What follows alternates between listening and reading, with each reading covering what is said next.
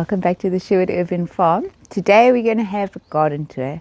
The garden is looking amazing. I mean, this in winter, I thought, I don't know if I should carry on gardening because it was starting to look so bad and everything wasn't like thriving. And you kind of forget that although we can still grow in winter, it doesn't mean that things are going to just be exploding. And then as soon as August hits, it's incredible. Like things just explode. Everything just starts growing. It's not even spring yet. But I wanted to show you what's happening in the garden, and maybe even actually just give you some tips on how I'm planning, where I'm thinking of putting things in, how I make my decisions on where to plant things and when to plant things.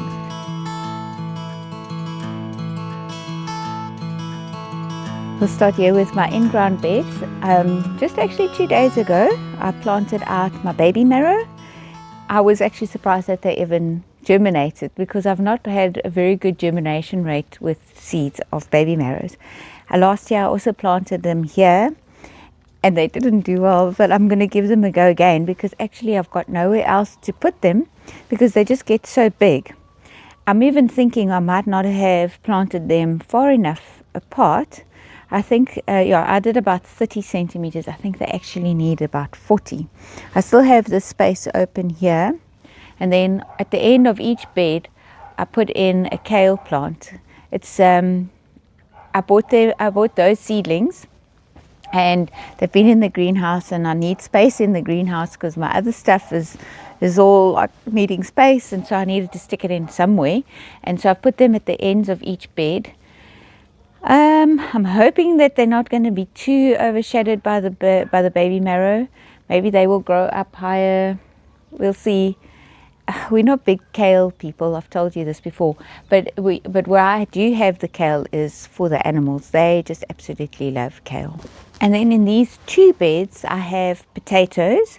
They are quite like long and leggy because when I planted them out, and they started coming up, I had a cat coming in the garden and it kept scratching them up. So then I put shade netting over, and at this time of the year it's not necessary for shade netting, but that's the only way I could stop the cat from scratching it up. And I took the shade netting off just the other day, just so that, actually even yesterday I think, so that it won't be so very leggy. I'll show you the other bed where I also have potatoes which have not been covered, and you can see they started sort of more sturdy, and the nodes between the leaves are not as long. You'll notice that I've got a lot of mulch on the beds.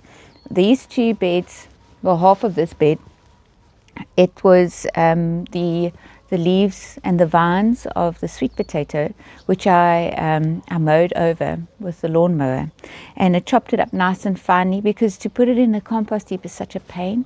It's such a pain. To try and turn it, and then it's got those long vines and it's getting all knotted and tangled around the fork. Oh, no. So then I mowed over it, and this works a treat.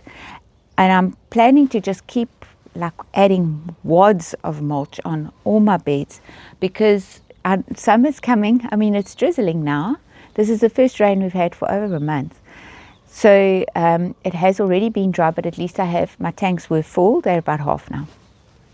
And then what really, I mean, I know these things and I also speak about it, but I packed on mulch on the bed that I'm going to show you now, thick of the leaves of the banana leaf. I just chopped them up finely and I stuck it on.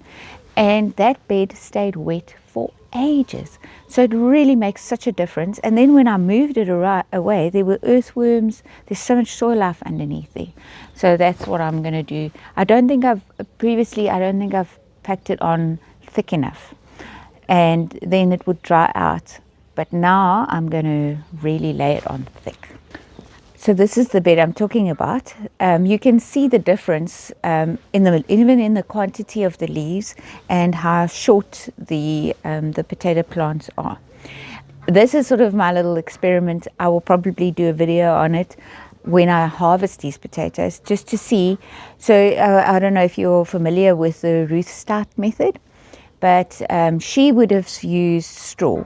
But for us in the Eastern Cape, we don't farm with straw, so to get straw is quite difficult. But I thought, Surely it's just the mulch really. It's really just packing it under. So I'm going to try with it. This is banana leaves. It's loads and loads of banana leaves that I think, what did I take? I think I took my pocket knife actually, and I just shredded it up and put it down and planted the potatoes just underneath there.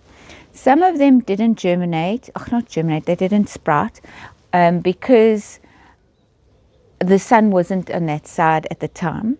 And then they did. Then I stuck them down a little bit underneath the soil, just a little bit. But these ones are really just underneath the banana leaves. So we'll see. It look lovely now. There is a bit of damage of, it's like a little ladybug type thing, but it's not a ladybug. And they sort of skeletonize the leaves. So every now and then I see that, and then I'll just kill them. But we'll see when I've harvested, and we'll see how many potatoes we get out. That will be the proof in the pudding to see whether this method actually did work. I love this. Whenever I look out my kitchen window, then I can just see my flowers, and then my little tripod and my bananas, and I just love this area. So this was the dog's basket. But then one of our dogs decided he would chew it. So on that side it got chewed, and I just thought, it's fine, I'm going to throw it away. And then I thought, no, I'm not. I'm going to use it as a planter. So I lined it with a plastic bag, which I get the wood chips, the wood shavings in, and filled it up with compost, and I've planted cucumber. This is the first year that I'm growing cucumber with a variety called poinsettia, something like that. Anyways, I normally just grow Ashley, and I've always had good results with Ashley, but I'm going to give this one a try. I mean, all the seeds germinated of that one, so I'm very pleased. But yeah, it looks so pretty with the geraniums. I've got the petunias. It's like a little off-white. There's some chrysanthemums. There's those little mini chrysanthemums. And then where the grey water goes from the one bathroom to water the bananas, that whole little path was always so wet. So then I filled it up with compost and put planters around it, and then I've planted strawberries in there. The strawberries were always here, but they just struggled along because the banana just took all the moisture. That's why I'm not planting in this bed. I actually had thought when this thing disintegrates, which it will, it is bamboo though. Bamboo lasts very long in the weather. It's interesting. Anyway, but when it does eventually disintegrate, then I think I will actually build a planter like this over here, because I'm really wasting my time trying to grow straight into the soil. It's like it just dry all the time, and it's just like sandy, and everything just struggles there. And here is where I put all my buckets and containers, and more containers, let's say. You'll notice the fig tree is, the Bible says when you see the leaves on the fig tree, then you know that summer's coming. Well, there it is. We just know that summer's coming whenever the leaves of this fig tree. I have kept it in the container, and I want to keep it small. This is like a purple one, which my dad actually gave me, and it started rooting out the bottom of the pot. But then it's just going to cause trouble because it will just grow huge, and it'll just be a problem. So I've put something underneath to prevent it from doing that. But fig trees just get really big, and I don't have the space for them. So I've got one in the front garden as well, and they do fruit. I mean, I would obviously get lots more fruit, but this is fine. And then in the buckets, I have 2 potatoes, and then I've decided I've overwintered. It's red peppers, which I grew from seed, and they struggled along in ground. So now I've put them in the buckets, and they don't look great, but they are starting to get some new leaves. I'll tell you what, I'm not very successful with peppers, like bell peppers. Anyways, we'll see how they go. I feel like I can manage them better this way. And then my this just looks so beautiful. I will show you on each little berry there's a huge blob of water. It looks so beautiful. So this is the blueberries, and it probably needs to be in a bigger pot. I watched a video, they said that you actually need a 20-litre pot. I've still got peas, snap peas in this one here, and they're still fruiting. And then I've let volunteer tomatoes grow up, and the reason I left them, because normally I don't like volunteer tomatoes, is because these ones are the Santa ones, because I can see by the shape of the fruit. So I'll leave them, and I'm also trying to see if I don't prune them, do I get more fruit? What do the trusses look like? Are they as big? But they actually came out in the pot, so I left them there. And then in this is just doing so well. I have a volunteer garlic. This is amazing, because this year I've got no rust on my garlic, and I'm just so impressed with that. Next month in October we are able to harvest garlic, so I'm going to see. I mean, I don't know what was left behind. Maybe it was just one tiny clove, which means it will be a small clove, but that's fine. And then look at the size. These are baby cabbages, guys.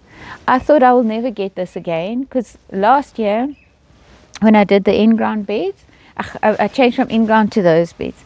Then I had these beautiful big baby cabbages, and then the season started and they were just these tiddly little things. I actually pulled out lots of them, but this one, I mean, it's about this big, and there's lots. So I'm so impressed. This wooden thing has just been amazing. I don't know what the difference is, but it's just growing so beautifully. I've got, like I said, I've got a volunteer potato. I've got not petunias, pansies, and those little mini chrysanthemums. This has just been such a joy, this bed. This planter box thing also it gave me hope. I honestly thought, what's going on? But I really forgot, winter things really grind almost to a halt. Not completely, but almost. Just for like a month and a half. And my timing was out. It was a whole long list of things that went wrong. Animals eating my stuff, and so on. So I have the coriander here. Normally what I like to do is I like to let it go to seed, and then I will roast the seeds and grind them up and use it in the kitchen. The problem with that is that it takes up a lot of space, and I'm running out of space right now. So I'm not sure if I'm going to do that again, because it is going to go to seed. I harvested it. It was beautiful, and I made a pesto with it. So nice, because I just felt like I've got so much. I'm the only one that eats coriander. How am I going to preserve it? That's how you do it. You make a pesto, and it is a non-dairy one. Not that I love dairy, but it just makes it cheaper. Parmesan is expensive. Then this is this is the Swiss chard. I see this one is already, and that one are starting to go to seed, and that's fine, because I'd feel bad if I'm pulling them out and they look so beautiful still. So I will take off the leaves. What I did with the this year, let's just say this, I decided I will eat what I grow. Normally I'll grow Swiss chard and the family doesn't like it, but my eldest daughter, her and I will eat it. And so I harvested a lot the other day. It's come back. I'm going to harvest again, and then I made creamed spinach and I froze it, and it's in the freezer. So now I can just take it out, pop it in the microwave to reheat it, and boom, it's like an instant side dish, And okay, it's only for my daughter and I, but it's so nice like that. I don't like it really any other way. The ticket is you actually have to have either garlic or onion. It takes away that sort of metallic, earthy kind of taste, which puts me off. So that is the absolute ticket there. And then here I have, in this small box, there's a lot going on here.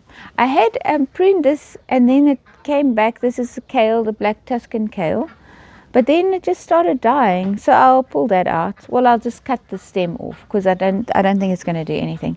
And then I have a small blueberry bush here, but it's fruiting. It's got a lot of fruit on it.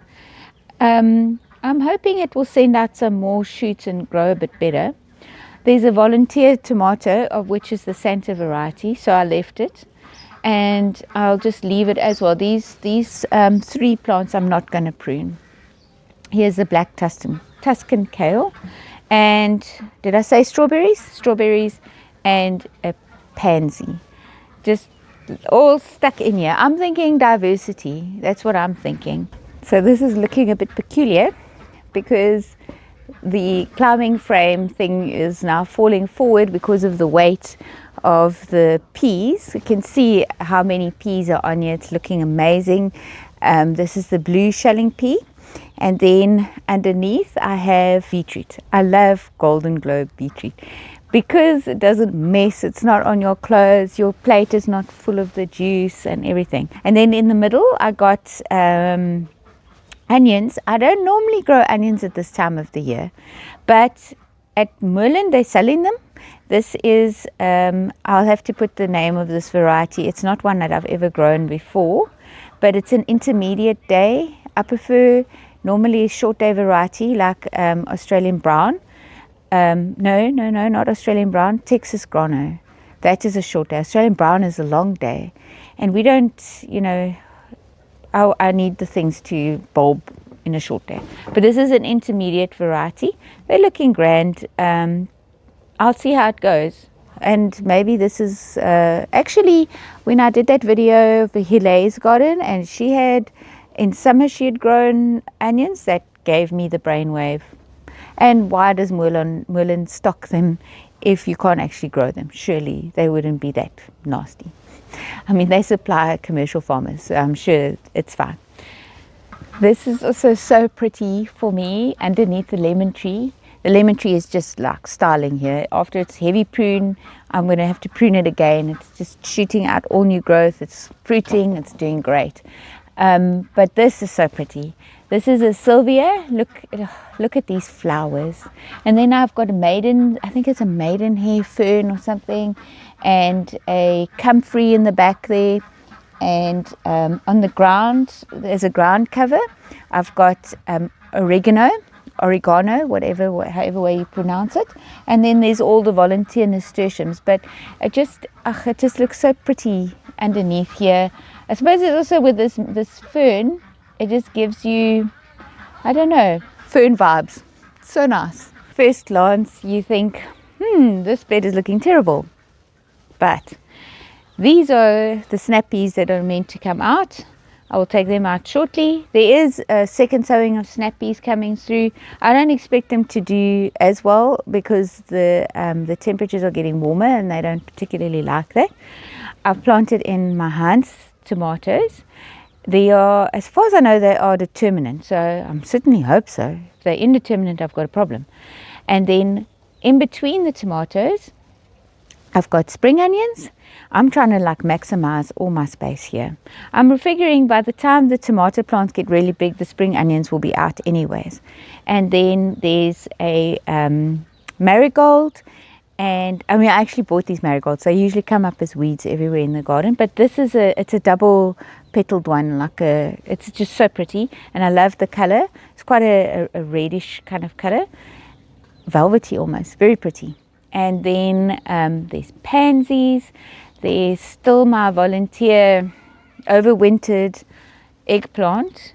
It's never produced an eggplant, but because they just seem to die or something. But there has been a variety of issues with the poor thing. There was this, it was a butternut that overwintered, and then it grew this whole fence full and did not give one butternut. It just took up space. It just harbored those black shield bugs. It was just a pain. Anyway, so that was also all over it, but it's getting new leaves and it's flowering, so we've got hope. And then I've got 2 baby cabbages, purple baby cabbages, which I harvested the cabbage and then I cut it down and then it sprouted from the side, and then I've trimmed it down to 4 cabbages per thing. I mean, it'll probably be a tennis ball size, or between a tennis ball and a golf ball, and that's fine. And then on this side, what else have I got? Oh yes, and I have a peony. I've also got peony in this one here. is those were those ones, you know, those ones that you see on that shelf where it's like marked down to 25 Rand and the poor things are struggling along, and then you think, I will save you. Anyways, I did. I saved these. It's not always, it doesn't always happen. You actually sometimes just throw your 25 Rand away. But yeah, so I've got the what's it, blueberries and pansies and some multicolored leaf thing that I don't know what its name is. But I'm going to have to cover the blueberries, all my plants, the blueberries, with insect netting because of the birds. So I'm just going to double up the insect netting. I bought like quite a lot this season. So I am going to just do that. Hopefully that will help and I will get more harvest and less pests. Here is a baby cabbage. It's just beautiful. It has been in here for a very long time, but now it is thriving. I've taken out the peas that were growing along there, and I've put cucumbers in. There are 3 cucumber plants. I'm hoping that they will grow up faster than what the tomatoes are going to grow, because last season I did have a problem where the tomato plants grew really large and the cucumbers were not big enough yet, and so they kind of overshadowed them a bit there. And in between I've got some more spring onions. So that's quite a lot in a small little space. But as I'm thinking, okay, this is going to grow at this rate, so then that will be finished. That's going to grow vertically, so then it should get enough sunlight. That's how my head is working on that. You got to really maximize your space if you're growing in your backyard. So you always got to keep in mind, how big is this thing going to be? How soon is it going to be or how long does it take before we can harvest it? And if I'm intercropping, will those things crop out faster than the thing that's going to get bigger? That's always what is in the back of my mind. On that side, that's the second sowing of peas. You can see they already got what is that stuff called, powdery mildew, and that's fine because it's just that time of the year now. They're coming to the end of their season. I did watch a very interesting video done by Epic Gardening, and he got a lady in who is a pathologist, and she actually debunks the thing about not getting water on your leaves because it's going to cause powdery mildew. She said it's the very thing that causes the powdery mildew is when you haven't had rain. And we haven't had rain, and there's powdery mildew. And so with your pumpkins and your butternut and those things, you're going to get powdery mildew. It's in the garden, but not watering the leaves is not going to cause it. And powdery mildew on the, like let's say I had pumpkins now or butternut growing and that got powdery mildew. It's not the same one that's on the peas. Each one is specific to whatever variety it's growing on. So it doesn't spread through the garden like that. So that was comforting to know. And when I'm watering, I had noticed in summer when it's just hot and dry, no rain, that's when I get the powdery mildew. Just interesting. So it is actually a myth that the water on the leaves is going to cause the powdery mildew. And then I have beetroot. I think this is a Detroit Red, Crimson Globe. I'm not sure. I got it from Woodland. They are doing amazingly here. And then I've still got 2 Swiss chard plants over there. And then of course there's the nasturtiums that are just taking over. But it's fine. It looks pretty. If it gets a bit much, then I'll just pull it out. It's fine. I love the nasturtiums though. And I thank you for watching all the way to the end.